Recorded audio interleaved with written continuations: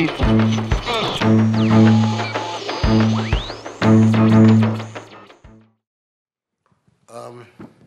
hope that the comments I'm about to make will not offend the questioner too much and some people around here.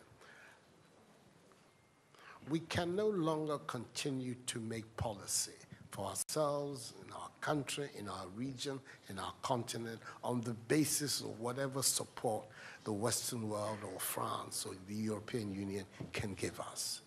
It will not work. It has not worked, and it will not work. Our responsibility is to charter a path which is about how we can develop our nations ourselves. It is not right for a country like Ghana, 60 years after independence, to still have its health and education budgets being financed on the basis of the generosity and charity of European taxpayers. By now, we should be able to finance our basic needs ourselves. And if we are going to look at the next 60 years as a period of transition, a period whereby we can stand on our own feet, our perspective has not to be what the French taxpayer decides to do with whatever surpluses that they have in France. They're welcome. They're appreciated. Whatever interventions that the French taxpayer through their governments make to us are appreciated. We're not going to lick a gift horse in the mouth. But this continent, with all that has happened, is still today the repository of at least 30% of the most important minerals of the world. It's a continent of vast, arable and fertile lands. It has the youngest population of any of the continents in the world. So it has the energy and the dynamism. We have seen it. These young men who are showing so much resilience and ingenuity in crossing the Sahara, finding ways to go across with rickety boats across the Mediterranean to really, those energies, we want to have those energies working inside our countries. And we're going to have those energies working in our countries if we begin to build systems that tell the young people of our country that their hopes, their opportunity are right here with us. Migration and the movement of people is being presented in a manner which suggests that somehow it's a new phenomenon. There's nothing new about it. It's as old as man, the movement of people. And it has always been linked to the same thing: the failure of where you are to provide you with an opportunity, so you move somewhere else. Those of you who are familiar with 19th century European history would know that the biggest wave of immigration in 19th century Europe, the latter part of it, came from Ireland and from Italy.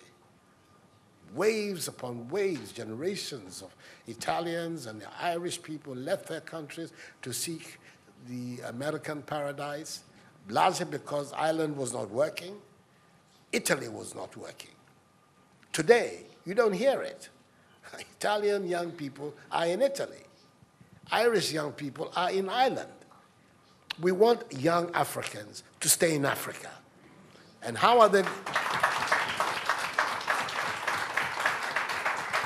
And it means that we have to get away from this mindset of dependence, this mindset about what can France do for us. France will do whatever it needs to do for its own sake. And when those coincide with ours, tant mieux, as the French people say. But our main responsibility as leaders, as citizens, is what we need to do to grow our own countries. What are the institutions that work that would allow us to have good governance, to have accountable governance, to make sure that the monies that are placed at the disposal of leaders are used for the interests of the state and not for those of the leaders. Our concern should be with what do we need to do in this 21st century to move Africa away from being cap in hand and begging for aid, for charity, for handouts. The African continent when you look at its resources, should be giving monies to other places. We have huge wealth on this continent. And not, when I say so with the greatest of respect to the French president, I think that the cooperation of France is something that I am, as you know, a strong friend of France. I am Francophile. So I don't have any difficulty with that. But I'm talking about our own propulsion, what we need to do to get our countries to work so that we can create the conditions that would allow our young people to forego this hazardous effort to get to Europe. They're not going there because they want to. They're going there because they don't believe they have any opportunities in our countries. So that should be our focus. And I believe that with that if we change that mindset of dependence, that mindset which is contingent on aid and charity, we would see that in the decades ahead of us, the full flowering of the African peoples would take place. And that new African personality that was talked about at the time of our independence will become real and imminent in our times. That's what I'm saying. I hope that I'm not upsetting the questioner or even some of my friends who are here. But these are my strongly held beliefs. And that is the reason why I've adopted as the slogan of my presidency, of my period of the Supreme Office of Ghana, that we want to build a Ghana beyond aid, a Ghana which is independent, which is self-sufficient, that is capable of standing on its own feet and building its own life. We can do it if we have the correct mindset to do so. Mr. President, those are my contributions.